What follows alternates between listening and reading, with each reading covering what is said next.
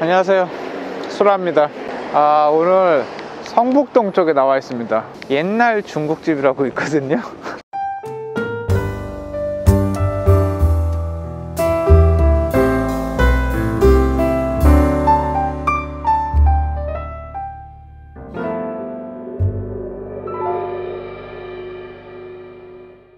(45년) 정도 됐다고 해요. 아주 옛날부터 있었던 건 아닌데 그래도 45년이면 꽤 많이 오래 있었던 곳이고, 뭐 옛날 맛을 추구하는 건지는 모르겠지만 뭐 옛날 중국집이에요. 여기도 뭐 많은 분들이 오고 가신 것 같아요. 맛이 어떨지는 모르겠습니다.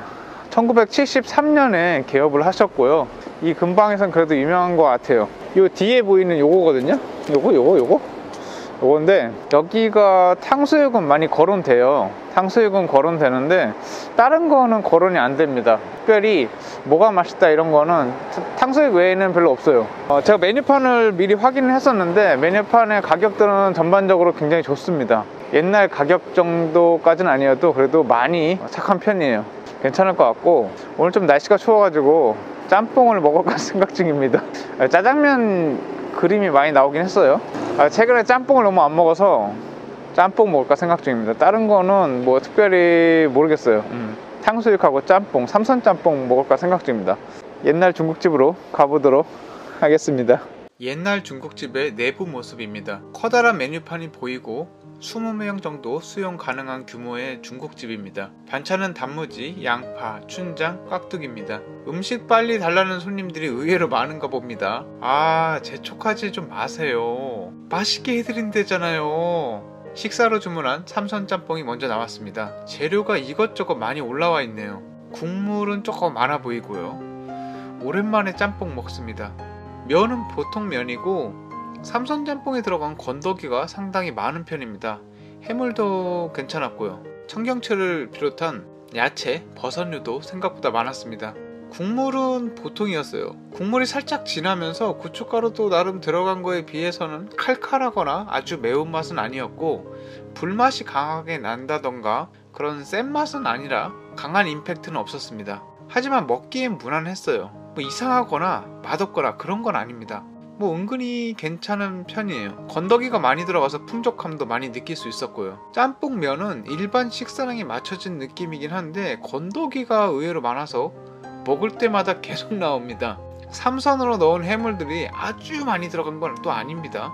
다른 데랑 비슷하게 들어간 느낌이긴 한데 삼선 짬뽕이라고 해물에만 집중한 건 아니고 야채나 버섯 등도 꽤 많이 들어가서 가격이 8,500원인 게 아깝진 않았어요. 되게 맛있는 삼선 짬뽕까지는 아닌데 보통 맛보다 한두 단계 맛있는 짬뽕입니다. 음식 양은 상당히 풍족해서 기대를 훨씬 뛰어넘었어요. 이거 하나만 먹어도 뭐 거의 배부른데요? 가끔 면 속에 뭐 짜투리같이 잘린 뭐 이게 덜 익은 면인지 칼국수 면인지 모르겠는데 한 2개 정도 있었는데 그렇게 문제될 건 아니었습니다. 기대 이상의 삼선 짬뽕이었습니다. 뭐 짜장 안 시키고 이거 먹길 잘한 것 같아요.